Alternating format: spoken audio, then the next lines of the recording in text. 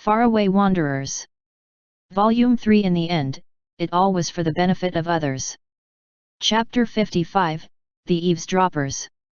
By the brook at sunset on Orava strolled one. The orchids in the fields are yet to fold, while the fairer is yet another day old. Point 2. Fables of fair singers a passel speak. On golden stairs their reed pipes a refrain tweak. Sweet-scented breeze rising by Luoyang's east. Till Luoyang's west it quieted and ceased. Point 3. The cuckoo's call at dusk has come to rest. The whining farer in tipsiness nests. The stretches of lands surrounding the eastern capital had lost their old splendor.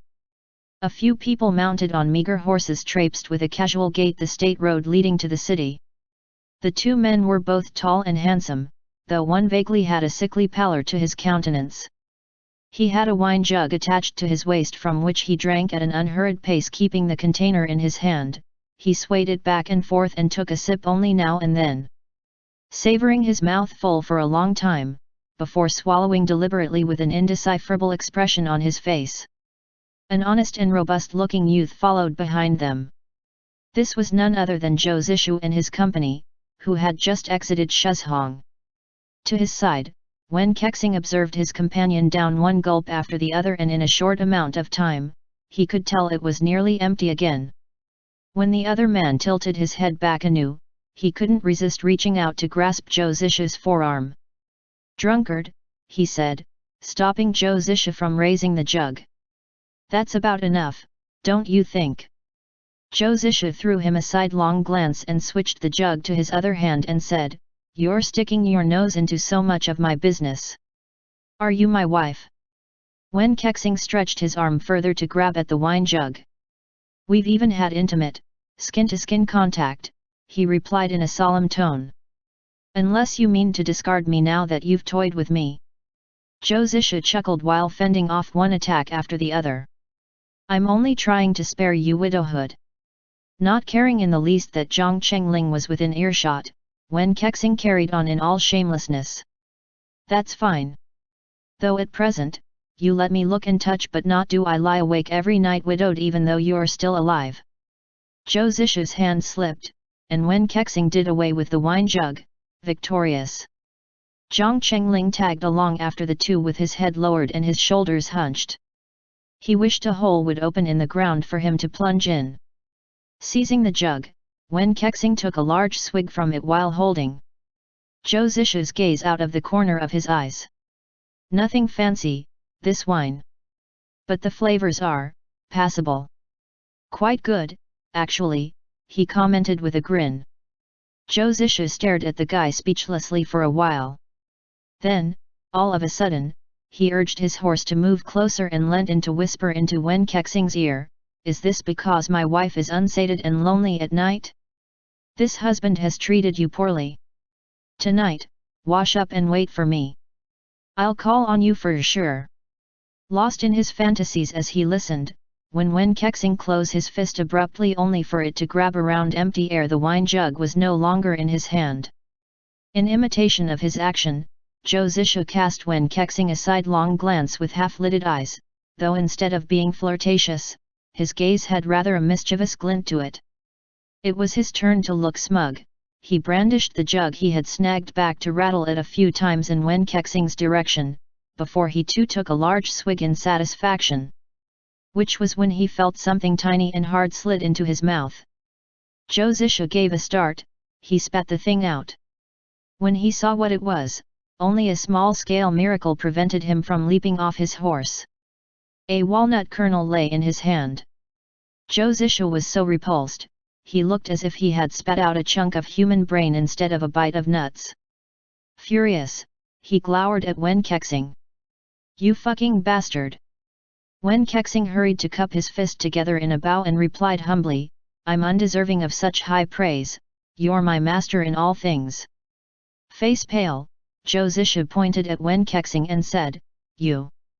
He left whatever brilliant retort was on the tip of his tongue unvoiced, however, as his stomach roiled repulsed at the thought, but simply could not stop it from veering towards the repulsive. Wen Kexing approached at a nonchalant pace and grabbed his hand. He stuck out his tongue to swirl it over Zhou Zisha's palm, lapping away the walnut kernel, before he proceeded to chew with relish. Husband, you're already a grown adult. How can you be picky about food? This is too unbecoming. Zhou Zisha looked away, gagging. It took him a while to recover the ability to speak. I want a divorce, he said, his voice faint. Wen Kexing burst out laughing. Zhang Qingling's complexion went through the rainbow as he watched those two jokesters. After a long while, he finally gathered sufficient courage to catch up with them and stammered, Shi Shifu, he mumbled. Why are we going to Luo Woyang? Zhou Zishu had not suppressed his disgust yet. His face wan and tinged with green when he glared at the boy. We're going to find out who's after your life. Zhang Chengling looked at him in confusion. He opened and closed his mouth a few times. Hey! Wen Kexing held the bridle of his mount in a loose grip with one hand. He raised his other to stroke his chin. Back then, he mused, 2 separate parties hired 2 different groups of scorpions to assassinate the boy. I don't think the man in the red clothes Sun Ding intended to kill him, Zhou Zisha cut in. If he had wanted to, he would have done so as he had plenty of time. He wouldn't have wasted so much breath questioning the brat instead. Wen Kexing turned back to scrutinize Zhou Zisha with a pensive look on his face. So, you're thinking of rooting out the people behind that batch of poisonous scorpion suicide warriors? Can it be that you've come here in order to locate that bunch of poisonous scorpions? And, consequently, that the scorpion's den is in Luoyang? At that, Zhang Chengling gazed at Wen Kexing with adulating eyes. He finds this senior to be really clever as he could deduce paragraphs upon paragraphs from a small morsel of information. Zhou Zishu, however, only scoffed. Do you talk so much nonsense just to prove that you're smarter than the brat? Wen Kexing was thick-skinned and ignored the barbs. He couldn't be swayed from the topic as he continued asking, do you mean to tell me you actually know where the scorpion's den is? Out of habit, Zhou Zisha reached for his wine jug to take another sip. He remembered what bastard Wen had put into it only when the container was almost at his lips. Disgusted anew, he could only drop the jug again. People who ruined great wine had a hell of their own reserved for them in Zhou Zisha's heart. He glowered evilly at Wen Kexing. Just because you're ignorant doesn't mean I am as well. Wen Kexing took one glance at the other man's expression and hurried to concur. But of course. That goes without saying, he said in a coaxing tone. Lord Zhou not only excels at martial arts, he also have a brilliant mind, with far-reaching eyes and ears. How can such a humble commoner like me ever aspire to reach his lofty level? Zhou Zishu only thought that Wen Kexing was babbling rubbish again, and wanted to punch him badly. Then he thought about it and felt that he might not be able to beat him in a fight. So, as brave men knew better than to court an assured defeat, he resumed ignoring him. The 3 of them made their way into the city and found an inn. After they had dined and rested to their heart's content, Zhou Zisha called Zhang Chengling to his room. At first, Zhang Chengling did not understand the purpose of the order and ran over joyfully. Yet without warning, Zhou Zisha struck at his shoulder by way of greeting. Zhang Chengling understood then that it was another one of his Shifu's surprise exams that could take place anywhere and at any time. Left with no chance to react, Zhang Chengling dodged the blow by squatting down before he scooted into the room by diving under Zhou Zisha's arm. Zhou Zisha's brows knitted. The boy had one natural talent: no matter how elegant and dazzling a move looked, when he executed it, it would be hopelessly sloppy as a donkey rolling on the ground. However, if you wanted to call him out, you'd have a hard time pointing out any mistake. Because the execution wasn't technically wrong. Without moving from his seat, Zhou Zisha flipped his palm over and struck again, trapping Zhang Chengling within the reach of his arm. Zhang Chengling yelped a surprised arg, before he ducked, dropping to the ground with a thud. With his spine sliding against the floorboard, he thereupon wriggled away like an earthworm before bouncing back onto his feet. He stepped on top of the small table with a loud bang and avoided Zhou Zisha's third blow, then leapt again like a huge toad. His forelimbs touched the ground at the same time, but he lost his balance when he flipped over and fell onto the floor on his rear. Using his legs to slide himself a few steps back, he dodged a kick the Josisha swept at him. Surprisingly, his movements could be considered as fluid as drifting clouds and flowing streams. But he infuriated Josisha, who pointed to him and said, "How much did the innkeeper promise for you to be wiping the floor for him so dedicatedly?" Sheepishly, Zhang Chengling got to his feet, wiping his nose with his sleeve. Shrinking back into himself, he looked at Josisha and said in a small voice, "Senior." Senior Wen said that, "Any move that can save your life, is a good one. Since, when you get into an actual fight, you can't follow the patterns, anyway. And that if I forget a sequence under stress, I had to improvise." Wen Kexing. Josisha bellowed in anger. "Get the hell in here! Just because you're a lousy scumbag, are you trying to sabotage my disciple and turn him into one as well?" At this moment, Wen Kexing was leaning against the door frame, watching the spectacle.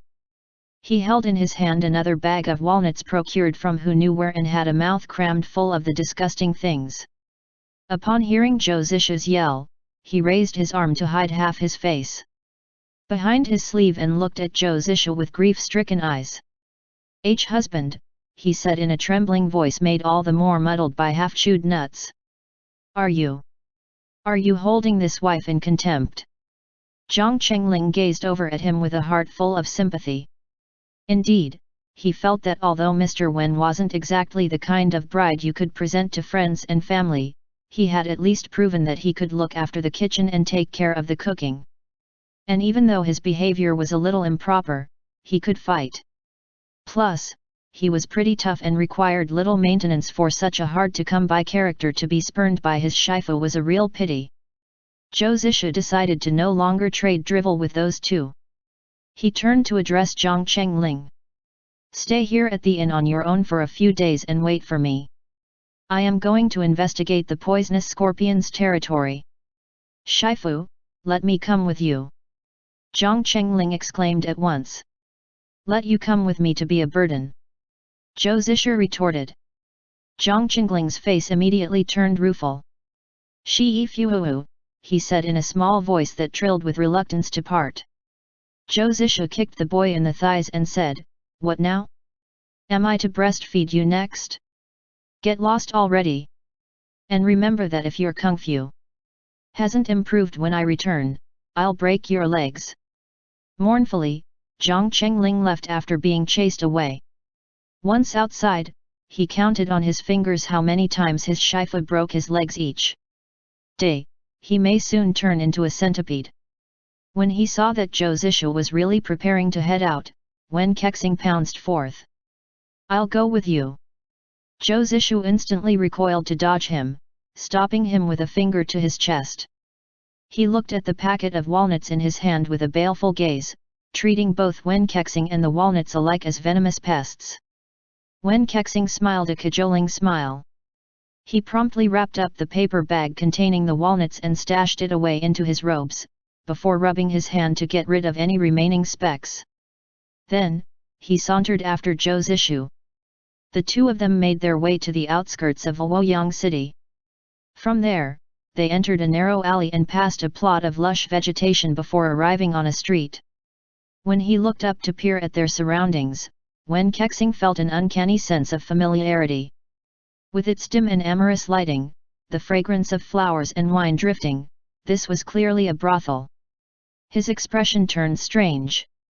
Pointing at the songstress who was singing as she plucked at a zither on the balcony, he asked, "The Scorpion's Den can it really be in a place like this?"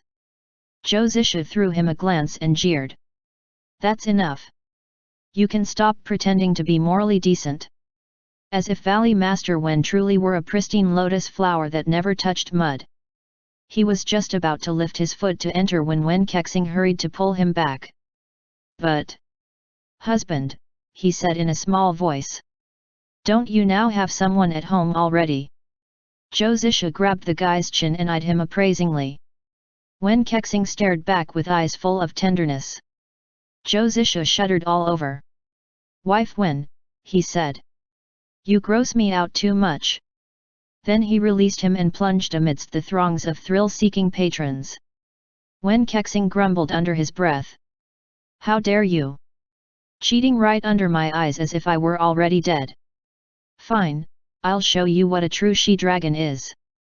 Livid with rage, he took a deep breath and opened his mouth to shout. He was yet to let out a sound, however, when he deflated. Shaking his head, he resigned himself to go after that wayward man of his, all the while muttering self-consolingly, "Remember the 3 obediences and 4 virtues, the 3 obediences and 4 virtues, AI." With daring born out of confidence, Zhou Zisha rose into the air amidst the crowd. The fat man in front of him with his vision blurred by a drink, only felt a small breeze glide past. Sobering a little, he raised his head to look but did not see a single figure. Wen Kexing followed close behind Zhou Zishu. The both of them glided onward in light steps, crossing over the tiled rooftops of the brothel's many pavilions without pause. Soon afterwards, Zhou Zishu flipped through the air in a beautiful arc and landed in a small backyard. Wen Kexing scrutinized their surroundings amidst the continuous noises of pleasure from those promiscuous young men and women still reaching his ears. If the scorpion's den is really here, he reflected with amusement, they must be a frustrated lot for certain. Zhou Zisha went ahead. He hugged the wall while stopping under each window to listen in intently.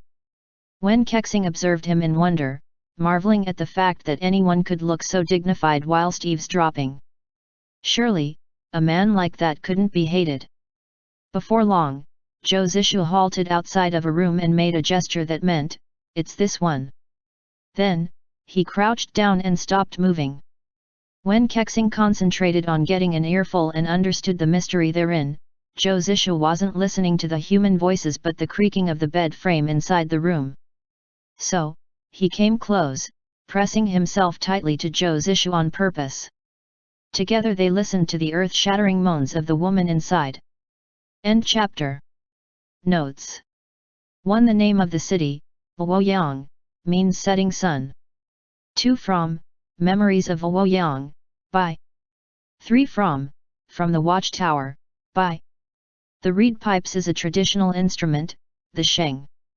4. Luoyang is called or Eastern Capital starting from the Western Zhou, up until the Tang dynasty, the Western capital being nowadays Xi'an. This gives a potential period frame to the story that however conflicts with other elements throughout, the story's timeline is definitively fictional. Faraway Wanderers. Chapter 56, Black Crow.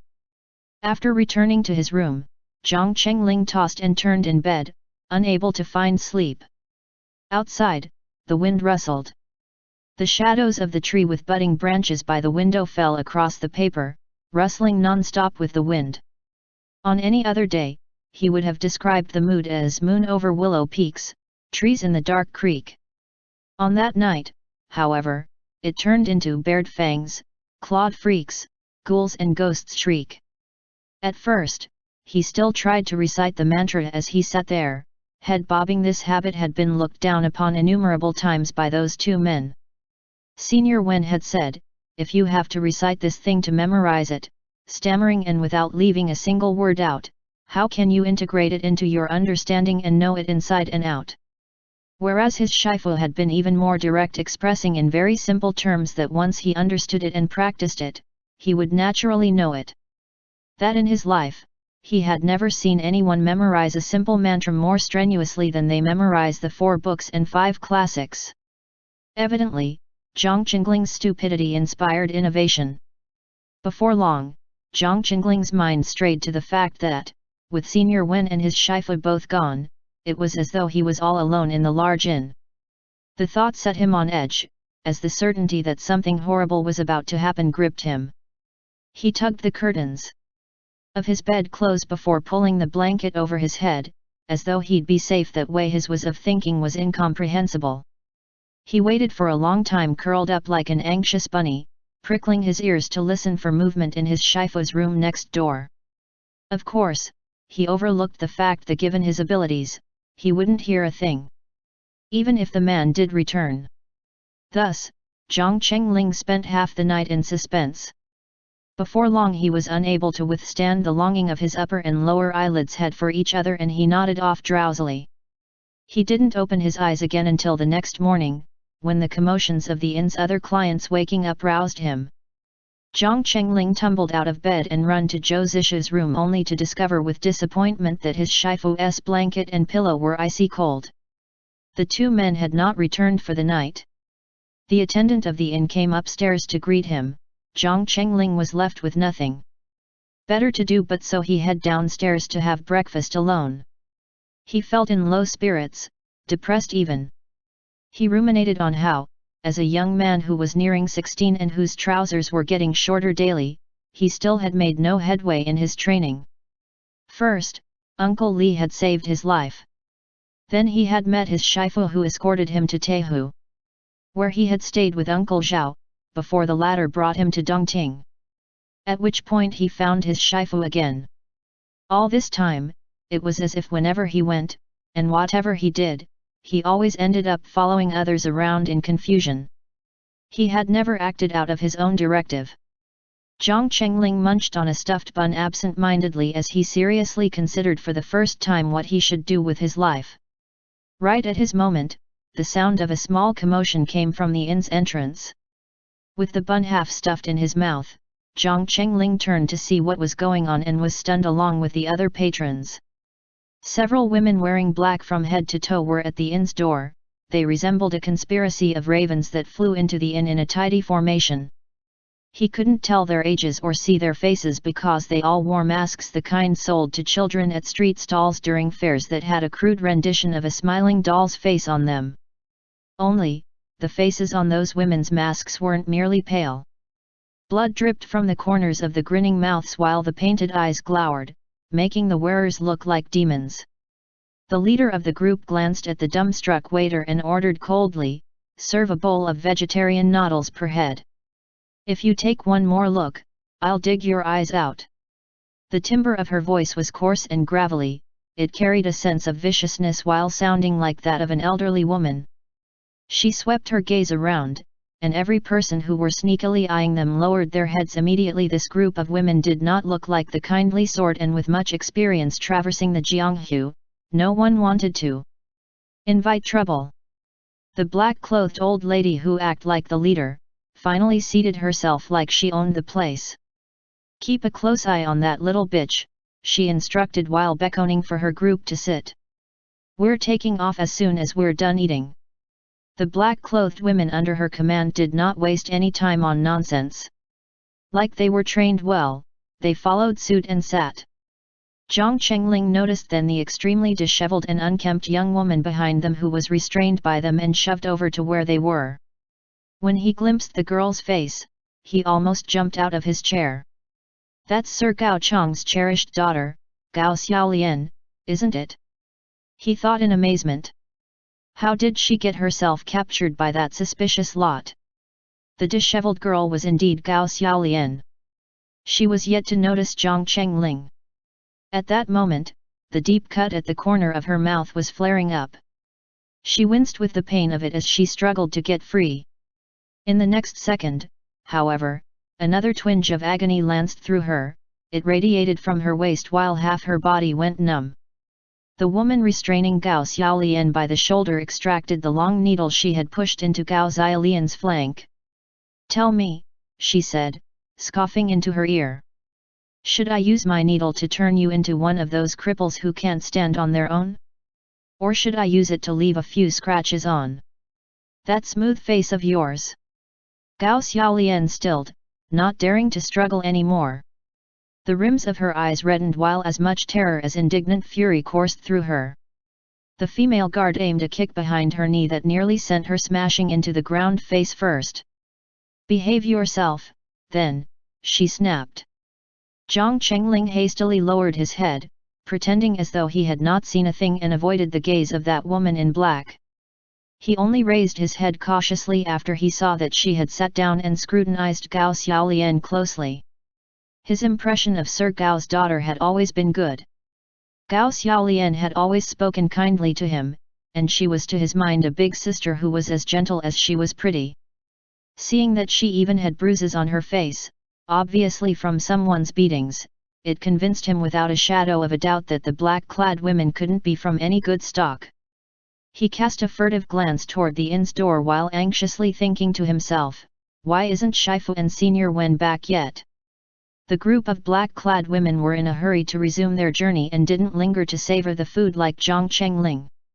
As soon as they had crammed their bellies full, they threw the meal's money onto the table and made for the door. Yet, there was still no sign of Wen Kexing and Zhou Zisha returning any time soon. Zhang Chengling could not sit back and wait any longer. It was no doubt odd, but Zhang Chengling would always seem incompetent anytime Zhou Zisha was around. For one, his most impatient Shifu loved nothing better than to call him useless. For another, whenever he knew he could rely on his Shifu's backing, he couldn't help but revert to acting like a coddled child protected by a mother hen. All he had to do was to wail Shifu help at the tiniest sign of trouble, and there would be his strong and powerful Shifu to rescue him, scolding and cursing as he did so. Zhou Zisha wasn't around this time, though. But, somehow, Zhang Chengling only felt a wave of calm wash over him as his resolution grew. After discreetly calling the waiter over and giving him a series of instructions, he chased after the group of black-clad women with great prudence. On the other front, the two men had stayed out all night because they too had met with strange circumstances. As Wen Kexing listened to the voices and the creaking of the bed, which both grew increasingly unbridled, he could not help but feel a little puzzled. Usually in a brothel, these pleasant affairs took place in the private rooms of these maidens who entertained customers. Was this maiden deaf, or blind, or perhaps wholly stupid, to not have noticed the hollowed-out chamber right under her bed that hosted a nestful of poisonous scorpions? Perplexed, he pulled over Zhou Zisha's hand and traced a few words in his palm with the tip of his finger. Whose room is this? Zhou Zisha paused, considering for a moment, before tracing back. Scorpion boss. Wen Kexing's confusion only grew. Privately he wondered, could the chief poisonous scorpion really have let a prostitute entertain customers in his own bedroom? He thought in shock, could this chief poisonous scorpion be this penniless that the main business of murder and arson was insufficient to maintain a living, that he had to resort to dealing in business of pleasure as a side job? Wen Kexing wrote in Zhou Zisha's palm again. The head scorpion's wife. Zhou Zisha shook his head, and Wen Kexing was even more baffled. Frowning, he cocked his ear to listen in again, even more carefully this time. Only then did he notice that there were in fact 3 people in the room. The battle cries of the other 2 were so fierce and almost concealed the noises of the other person. Although that last person's breathing was extremely light, Wen Kexing could still make out to his growing incredulity and morbid fascination that it was also labored. The head scorpion seemed to indulge in hobbies that were quite peculiar. Wen Kexing scribbled in Zhou Zisha's palm once more. He can't get it up. Zhou Zisha observed a long pause at that. Then, he staidly nodded once. The moon had just risen. The man's profile was illuminated by its cool light, and his sober expression was one of business-like concentration. As though Lord Zhou was, at the moment, handling state matters of the highest significance, and not eavesdropping on private ones. Wen Kexing looked at him and felt that of all the people who assumed a false outward appearance of propriety in this world, if this person claimed second place, then no one could claim the first. It was another long stretch of time before the commotion within the room quieted down little by little. Zhou Zisha reckoned that the performance was nearing its conclusion and patiently waited for the actors to leave. He didn't expect for the bed boards to start creaking once more, the rhythm of the squeaking even more lively this time. Zhou Zisha scowled. Were those guys ever going to give up? Their stamina was worth commendation, but how shameless one had to be to hustle that hard while another person was watching. When he spotted his companion's conflicted expression, Wen Kexing almost laughed out loud. Amused and with his ears bathed by bedroom noises mingled with the intermittent, languorous refrains that echoed from the front yard, Wen Kexing's gaze good-naturedly strayed downwards, to the part of Zhou Zisha's anatomy where waist met thighs. The couple inside was giving it another round, and he had nothing better to do, anyway. He had ample leisure to turn his mind to the gutter while fixedly trailing his eyes on a place at which it was impolite to stare. A few moments of such dedicated attention later and ants started crawling in his own pants. He extended his hand to rest it against Zhou Zishu's waist. The furrow between Zhou Zishu's brow deepened, he swiveled his head around to glare at him. Wen Kexing merely grinned. He raised his index finger to the side of his mouth in a shushing motion, his expression one of absolute innocence. Zhou Zishu rolled his eyes. He mulled it over and reflected that Wen Kexing's constant teasing may be making him somewhat oversensitive. He was a man himself, anyway, so what if another groped him a bit? Whether he was the one being taken advantage of was still up for debate, after all. With that thought in mind, he magnanimously turned a blind eye.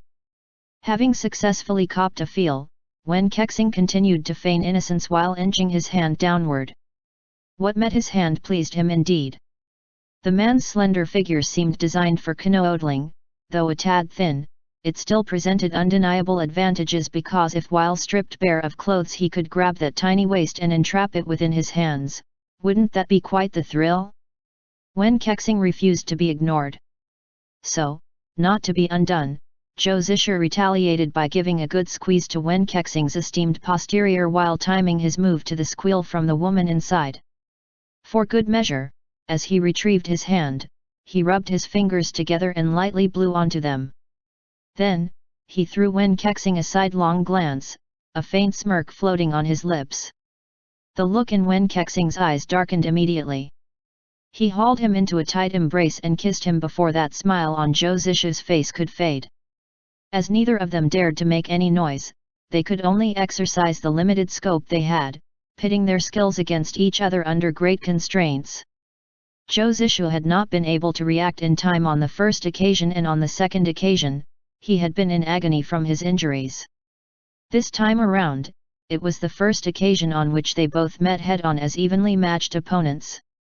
Between the two of them, one flocked amongst beauties, acquainted himself with countless highest-ranking courtesans and who made it his life's goal to visit every joy house under the heavens, while the other had escaped from the capital that stretched tens of miles beside the moon-gazing river, and was by no means a stranger to libertine circumstances and opportunistic decadence. In short, both were veterans of dalliances. And even when it came to the slide of lips and teeth, if it wasn't one force prevailing over the other, it had to be the other force prevailing over him.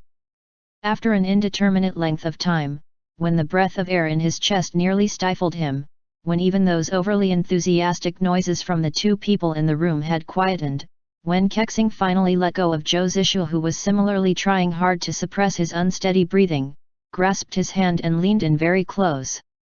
All of a sudden, he stopped smiling and looked at Zhou Zishu quietly, as though he had 1,000 things to say in that instant, but ultimately resigned all of them in silence since they couldn't make a noise. As those in the room ceased their activities, the song coming from the front yard grew more distinct. A delicate woman's voice sang. "Blooming plum trees remind me of our West Bank rendezvous, I snap a branch and send it to the East Shore thinking of you." Wen Kexing raised Zhou Zishu's palm. Word by word, he traced onto it, "As long as your affection for me is as mine for you, I will not let it be in vain." Zhou Zishu gazed back, also in silence. He gently closed his hand, trapping Wen Kexing's finger within his palm for a second, before he released his grip again. Then, he lowered his eyes, avoiding Wen Kexing's gaze while letting out an almost imperceptible sigh. At that moment, a man's deep voice echoed from within the room. "That's enough, you may go." Thereafter came the sound of the door closing, and Zhou Zishu took the chance to rise into the air as agile as a sparrow. Landing soundlessly on the roof, he pried a tile loose with light movements to produce a narrow gap and peered in. Wen Kexing looked at his own fingers as though the warmth of that person's palm was still on them. But the night breeze was too cold, and with the gentle waft of the wind, it dissipated without a trace. In that moment, he could not put words to what he was feeling and could only smile bitterly, like he was mocking himself. End chapter. Faraway Wanderers. Chapter 57, The Gambler. Zhou Zishu thought his footwork had been light enough. He didn't expect the man in the room to raise his head and meet his gaze straight on. Clearly, his presence had been detected a while ago. Startled, he gaped at the man, who smirked at him. It would thus have been impolite of Zhou Zishu to be reticent, so he flipped off the roof, knocked on the window lightly. "Greetings to the owner of these lodgings," he announced himself in a clear voice. "Do forgive the intrusion of your uninvited guests." The window opened. A man in white inner robes stood to the other side, a teacup in his hand. He examined Zhou Zishu's face for a moment before giving Wen Kexing a quick once-over. A sly smile stretched his lips. "If these two sirs wish to watch as well, they should have knocked and come in," the man said in a silky tone. "What need was there to skulk around?" The man's voice was so soft, it was almost insubstantial, like a whisper uttered in fear of startling someone. It came with a face which resembled that of a genteel scholar, with single eyelids and a thin nose that was only slightly bulbous at the tip. He did look very much like a decent person on the surface. Judging from looks alone, one could not tell that he was in fact the leader of the ruthless poisonous scorpions. Zhou Zishu was unfazed. He didn't show the faintest sign of embarrassment as he replied in a casual tone, "Thank you for the grand hospitality, but nothing of the sort will be necessary. Truth be told, we came to inquire about something." The head scorpion threw a glance at Zhou Zishu before looking away again. "People who seek me out only ever want one of two things," he said as if muttering to himself. "They either wish for my children to commit heinous crimes, or they wish to know who hired my children to commit heinous crimes. Seeing how skilled these two gentlemen are, I'd guess they are the latter. Am I correct?" "You are," Zhou Zishu answered in an even tone. The head scorpion set his teacup aside, crossed both arms in front of his chest and eyed Zhou Zishu appraisingly. "Well, what can you give me in exchange?" he asked. "You only have to name your price," Zhou Zishu replied without hesitation, his tone so assured as though he was backed by a fat purse.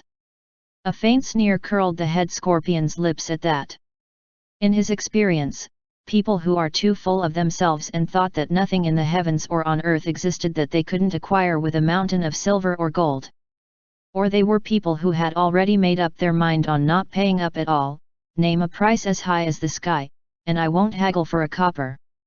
All I'll have to do is not give you the money after the deed."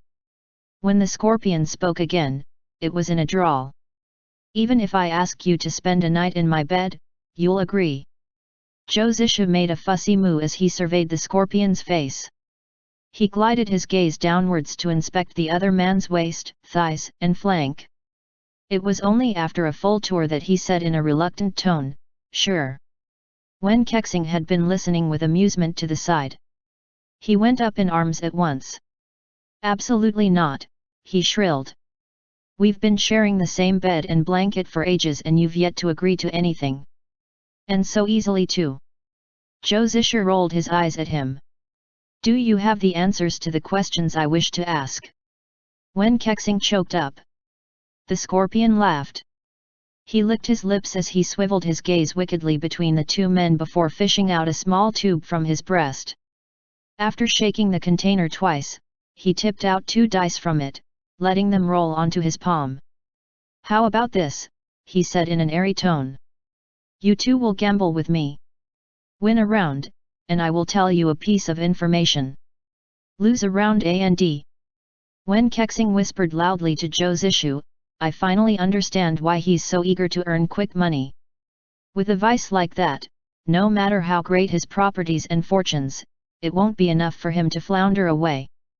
Ever heard of the saying, the single-minded pursuit of winning money causes a man's 2 eyes to burn red, turns his 3 daily meals tasteless, saps his 4 limbs of energy, he'll abandon his work, neglect his family, be easily infuriated, borrow money from all around." Zhou Zishu stomped on his toes. The head scorpion merely smiled as he turned to Wen Kexing. "Well, if you'd like to put it that way, you wouldn't be entirely wrong," he said. "But then, when you think about it, isn't life itself a big gambling game? So many people want to kill me, they win if I die. But if I don't die, they, as well as I, spend every waking second on tenterhooks, not knowing which day the collector of the souls would come knocking. Tell me, don't you think a lifetime spent uneventfully would be quite the bore? What if we lose the round to you? Zhou Zishu asked, cutting short the profound debate on life's meaning between the two young ones. The head scorpion cast Zhou Zishu a sidelong glance. Don't you worry, I don't want your money or your lives, he said in an unhurried voice.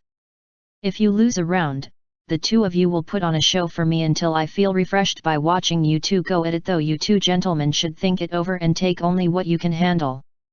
If you lose too badly, it may get hard to keep up your end of the bargain. Zhou Zishu didn't need to think twice. I'll see you another time, he replied at once and with finality. Those stakes are excellent if you ask me. Wen Kexing shouted at the same time, looking like he couldn't wait to lose. Zhou Zishu pretended he didn't know him and turned to leave in silence. The scorpion spoke from behind him, afraid already. Ha! You even told me to name any price earlier. Zhou Zishu huffed but didn't stop walking. I'm already an old man, forget the provocations. Beside him, Wen Kexing giggled. Ah, but... Brother Scorpion, please pardon him, he said. My spouse here is brilliant in every other aspect, but his only fault is being a little shy. That skin of his is quite tender, you see. And he is a bit timid, a smidgen bashful even, I dare say. Before Wen Kexing could finish his sentence, Zhou Zishu had spun around to face the scorpion. What game are we gambling on? Your call, he said, face expressionless. It appeared that, sometimes, whether methods of provocation were useful or not depended upon the person using it. Just as the scorpion had raised the small dice jar in his hand, Zhou Zishu scoffed coldly and said, These are merely trivial games. I'm afraid that even if we do this for the whole night, we will still be unable to decide on a winner. The head scorpion's brows knitted as he mulled over Zhou Zishu's words. After a brief pause, he whirled around to walk further into the room. Wen Kexing and Zhou Zishu climbed through the window, in time to see the head scorpion produce a small pouch containing tiny needles as thin as ox's hair. Zhou Zishu scowled, he had fallen victim to those things once before. The head scorpion plucked out one of the fine metal pins and licked it with the tip of his tongue. I haven't had the chance to coat these with poison yet, he said. How about we make the gamble on who can eat more of them? Zhou Zishu and Wen Kexing glanced at each other. At that moment, the same thought crossed their mind, why isn't Yebai here? The head scorpion narrowed his eyes. He opened his mouth wide to bite down and gnawed the needle into small segments like it were a strand of noodle. Then, he swallowed everything down in one gulp. Zhou Zishu and Wen Kexing glanced at each other again, in dismay this time. That a scorpion should also come equipped with fangs of steel was an unpleasant surprise. The head scorpions grinned. So, will the two gentlemen gamble, or shall I help them take off their robes? Wen Kexing appeared eager to opt for the latter. Zhou Zishu, however, abruptly picked up a cup from the table. Uncorking his own wine jug, he poured from it until he filled the cup to the brim. Next, he reached out to grab two needles and rolled them between his fingers. The needles were ground to a fine powder that was promptly dissolved in the wine. Zhou Zishu glanced up at the head scorpion. Contrary to expectations, the head scorpion was very courteous, gesturing for him to go first. Zhou Zishu furrowed his brows and drained the cup in one go. He turned the cup over to show that it was empty when he was finished. As he watched the scene from the side, and at the expression on his companion's face, Wen Kexing reflected that the cup full couldn't have tasted any better than wine flavored with walnuts. Why, brother, the scorpion said, a grin creeping to his face. Don't blame me for not having warned you, drinking them down with alcohol will occupy much more space in your stomach than eating them dry the way I did. Or am I to assume that the both of you are to take on me together? Wen Kexing hurried to wave his hand. Oh no, no, no, No. Your humble servant, here, has neither interest for such a refined hobby nor the teeth for it. Please, you two go ahead. Suddenly, Zhou Zishu smiled and said, I've eaten 2 needles and you've eaten only 1, he stated. I think that's enough to score victory over you. Immediately executing an underhanded tactic, he slammed his palm on the table and those slim needles as ox hairs scattered through the air, their cold light glinting in all directions. The head scorpion sensed a force hurtling at him, he emitted a low grunt and bent back to dodge. When he looked back again, he saw that every ox hair thin needles on the table had barely missed him as they flown past him to embed themselves into the wall. They had been driven several inches deep into the mortar and retrieving them would prove impossible.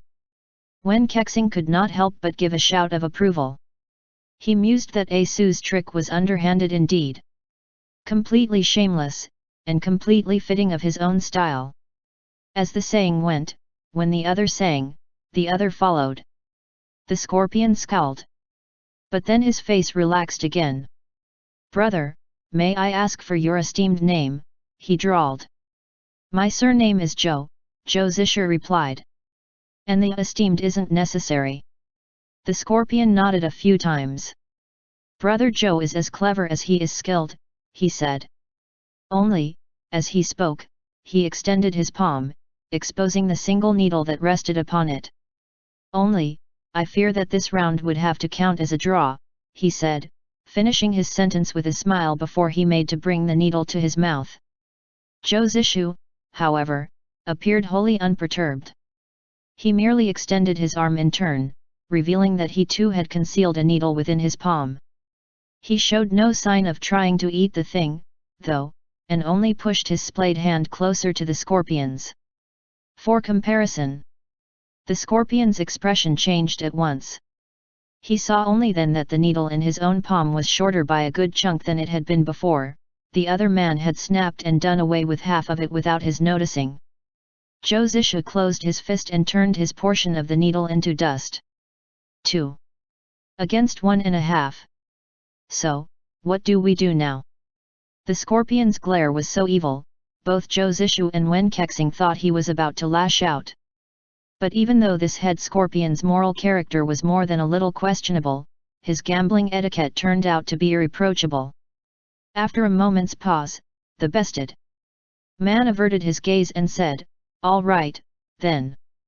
A wager is a wager, and the terms must be honored. What is the question you wish to ask? Other than Sun Ding, Zhou Zishu said, who has paid you to end Zhang Qingling's life? The scorpion started at that. He examined his 2 guests anew, an air of comprehension dawning on his features. Zhang Qingling?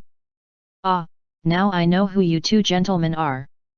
My men lost track of you in Dongting, and here you are, at my doorstep already. Well, follow me then. Whilst he spoke, he ripped the bedboards out and swooped into the entrance that was revealed beneath. Zhou Zishu and Wen Kexing promptly followed suit. The 2 of them followed the head scorpion down a secret tunnel. The exterior of this place was all rouge and beauty, but its interior was extraordinarily gloomy and sinister. With the scorpion in the lead, they followed a spiraling passageway, climbing down innumerable flights of stairs before reaching the end of their descent at last. When they examined their surroundings, they saw they had arrived in an underground dungeon. Repressed growls that sounded human but also inhuman rang all around them, and the 2 of them instinctively went on their guard. The head scorpion retrieved a torch from the wall and went to stand before a cage, a faint smirk floating on his lips. Why don't you approach to take a closer look at this? He asked. It should be an old acquaintance of yours. As he spoke, the silhouette of a deathly pale creature emerged from the shadows. Doubtless reacting to the sudden source of light, it pounced toward the scorpion. But its charge was stopped by the cage's bars, and it glowered malevolently, hissing and seething with teeth bared. Zhou Zishu and Wen Kexing got a clear view then. The monster in that cage was identical to the humanoid fiends they had encountered in the mysterious underground cavern all those months ago. The head scorpion gazed at the creature with eyes full of tenderness, as if it were the most beautiful woman on earth. These are our poisoned men, he breathed. They were normal human toddlers before the age of 1, but after they reached their first birth anniversary, we continue to force feed them toxins. And now, look at them, they've grown bodies with skin as tough as iron and bones as hard as steel. They are ferocious in killing and are wonderful children indeed. The only thing is, they aren't quite obedient. Unruly, you may say. Because the medicine have damaged their brains, I'm sure. Something I'll have to improve on in the future. All traces of his habitual, playful smile disappeared from Wen Kexing's face. The trap in the cavern, were you the one who set it up? He asked in a low voice. Is the person paying you the long-tongued devil? Indeed, the scorpion said. Bullshit, Wen Kexing retorted. I killed Long Tongue myself. Who paid for the assassins who hunted Zhang Chengling and Dongting afterwards? A smirk stretched the scorpion's lips. I've only said that the person who paid me was the long-tongued devil. I've never said that nobody was behind him, pulling at the strings. Oh, I see, Zhou Zisha said. That would be the answer to another question. And you mean to tell us that to get it, we'll have to make another wager? Is that it? The scorpion gave a slight bow. I hope Brother Zhou can forgive me. Name your terms, Zhou Zisha replied, flipping his sleeve with impatience. On what do we gamble? Obviously, little games like the one we've already played won't do, the scorpion said with a smile. My kung fu isn't as good as Brother Zhou's, nor am I as crafty, so I'd lose again for certain. How about we leave it in the hands of fate instead? We head up from here to the street outside with one of you in a blindfold, and we start counting from the moment that person touches the stone lion at the end of the street. The bet is on whether the 20th passerby is a woman or a man. What do you say? But that's quite a boring wager, isn't it? Wen Kexing couldn't refrain from saying. And I don't see how it would be to your advantage. The game we play is inconsequential, the scorpion replied in an even tone. What matters to me is the act of gambling itself. Just like how people need food when they are hungry and need water when they thirst, I need to gamble and couldn't keep on living if that rush was taken away from me. So, what do you say? Wen Kexing sighed, noting that although strange events occurred all the time, this year was one that kept on giving. He's the one getting blindfolded, he said, pointing at Zhou Zishu. Lest he accuses me of having ulterior motives. Zhou Zishu cast an appraising glance at the head scorpion but didn't protest. So, Wen Kexing reached into his own robe and rummaged around for quite a while, before fishing out a long sash with which he covered Zhou Zishu's eyes. Then, he took hold of the blinded man's arm and said to the head scorpion, Please, you first. The three of them thus fumbled their way out looking like a cluster of children playing hide and seek. They tottered along until they reached the end of the wide street leading into the pleasure district. Brother Zhou, the scorpion said. If you raise your hand, you'll feel the stone lion. Be my guest, lay your bet first. Zhou Zishu and Wen Kexing spoke in unison, male. Though there were courtesans among those thronging here too, there were more pleasure-seeking patrons roaming around. And since this scorpion chief was magnanimous with his chances, it would have been impolite not to humor him.